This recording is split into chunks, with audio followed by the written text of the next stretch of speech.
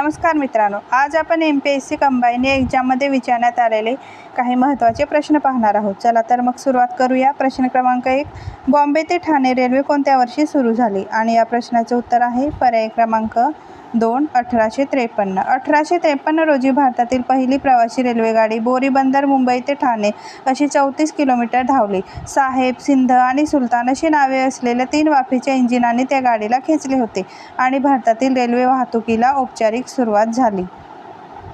प्रश्न क्रमांक 2, भारताचे गव्हर्नर जनरल केव्हापासून व्हॉइसरॉय म्हणून ओळखले जाऊ लागले? आणि या प्रश्नाचे उत्तर आहे पर्याय क्रमांक 4, 1858. 1858ला कंपनीची सत्ता संपुष्टात येऊन सत्ता ब्रिटिश राणीकडे हस्तांतरित झाली. तेव्हापासून व्हॉइसरॉय नवीन पदाची स्थापना करण्यात आली.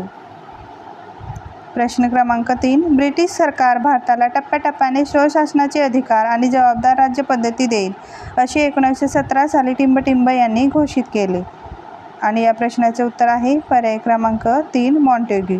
एडविन मॉन्टेग्यू यांनी 20 ऑगस्ट 1917 रोजी केलेली घोषणा ऑगस्ट घोषणा म्हणून ओळखली जाते. भारताला क्रमाक्रमाने जबाबदार शासन पद्धती प्रदान करणे हे ब्रिटिशांचे ध्येय असल्याने मॉन्टेग्यू यांनी जाहीर केले.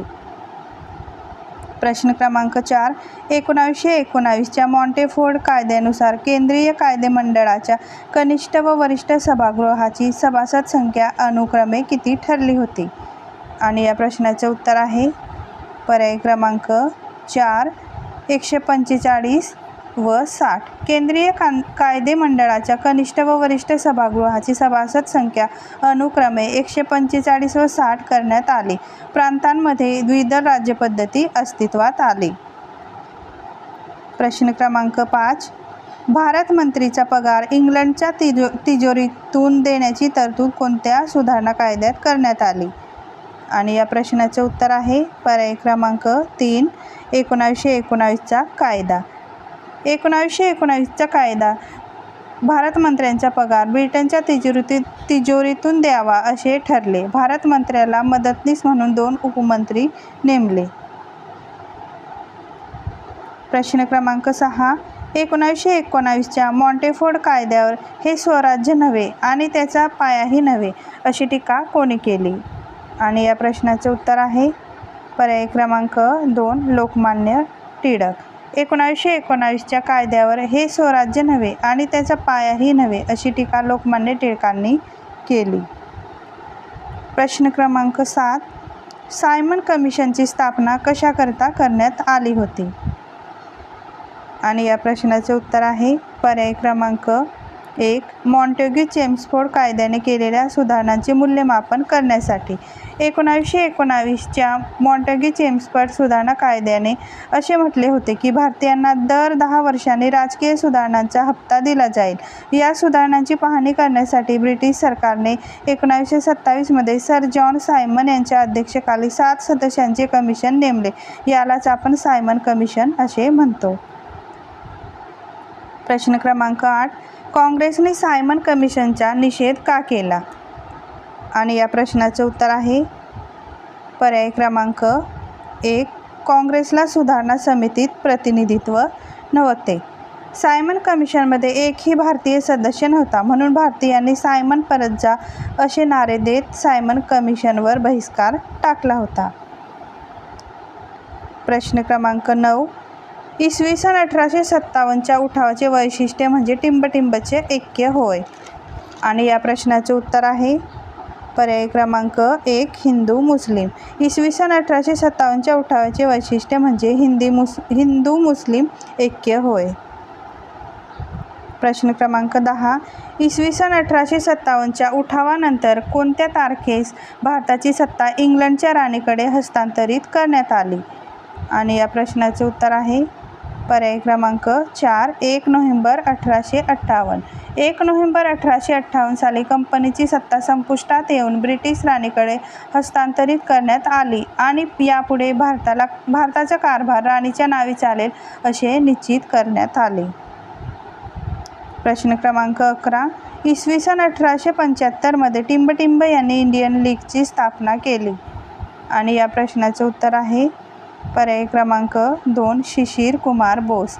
इंडियन लीगची स्थापना 25 सप्टेंबर 1875 साली कलकत्ता येथे करण्यात आली. प्रश्न क्रमांक 12 भारतीय राष्ट्रीय काँग्रेस राष्ट्रवादी होती कारण. आणि या प्रश्नाचे उत्तर आहे पर्याय क्रमांक 4 वरीलपैकी सर्व. भारतीय राष्ट्रीय काँग्रेस राष्ट्रवादी होती कारण तिचे सभासद भारताच्या विविध प्रांतातून होते. तिच्या सभासदांमध्ये विविध धर्माचे लोक होते. तिचे ध्येय राष्ट्रवादी होते. प्रश्न क्रमांक 13 राष्ट्रीय काँग्रेस सभेच्या इसवी सन 1886च्या कलकत्ता अधिवेशनाचे अध्यक्ष कोण होते. आणि या प्रश्नाचे उत्तर आहे पर्याय क्रमांक 3 दादाभाई नौरोजी. 1886 मध्ये दादाभाई नौरोजी हे भारतीय राष्ट्रीय काँग्रेसचे अध्यक्ष होते.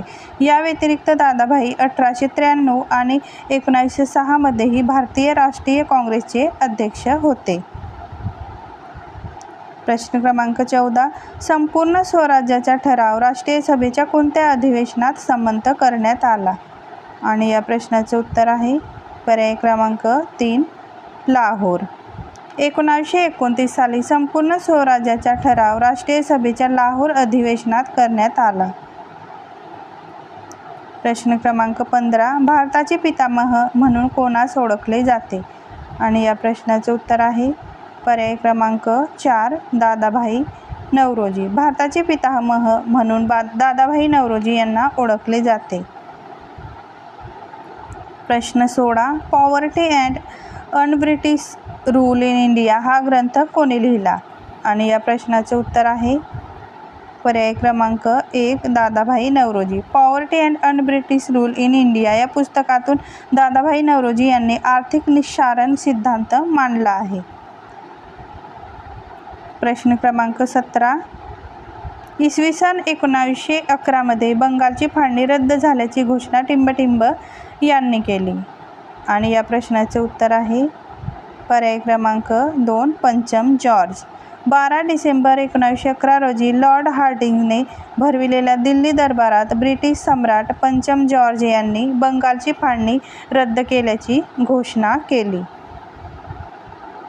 प्रश्न क्रमांक 18 कॉमनवेल्थ व न्यू इंडिया ही वृत्तपत्रे कोणी सुरू केली होती. आणि या प्रश्नाचे उत्तर आहे पर्याय क्रमांक 3 डॉक्टर एनी बेझंट. मद्रास येथे कॉमनवेल्थ आणि न्यू इंडिया ही इंग्रजी 2 वृत्तपत्रे डॉक्टर एनी बेझंट यांनी सुरू केली होती. प्रश्न क्रमांक 19 सेंट्रल हिंदू कॉलेजची स्थापना कोणी केली. आणि या प्रश्नाचे उत्तर आहे पर्याय क्रमांक 3 any Besant. Doctor any Besant यांनी इसवी सन 1898 साली बनारस येथे सेंट्रल हिंदू कॉलेजची स्थापना केली. या कॉलेजमध्ये हिंदू धर्माचे तसेच पाश्चात्य विज्ञान या विषयाचे शिक्षण दिले जाईल. प्रश्न क्रमांक 20 महाराष्ट्रात होम रूल लीगची चळवळ टिंबटिंब यांनी सुरू केली. आणि या प्रश्नाचे उत्तर आहे पर्याय क्रमांक 4 लोकमान्य टिळक. पहिली होम रूल चळवळ टिळकांनी बेळगाव येथे स्थापन केली. टिळकांकडे मुंबई सोडून महाराष्ट्र, कर्नाटक, मध्य प्रांत आणि वराड होते. त्यांच्या चळवळीचा मुख्य हेतू भारताला स्वातंत्र्य मिळवून देणे आणि शिक्षणाचा प्रसार करणे हा होता. मित्रांनो, तुम्हाला जर हा व्हिडिओ आवडला असेल तर प्लीज लाईक, शेअर आणि सबस्क्राईब करायला विसरू नका.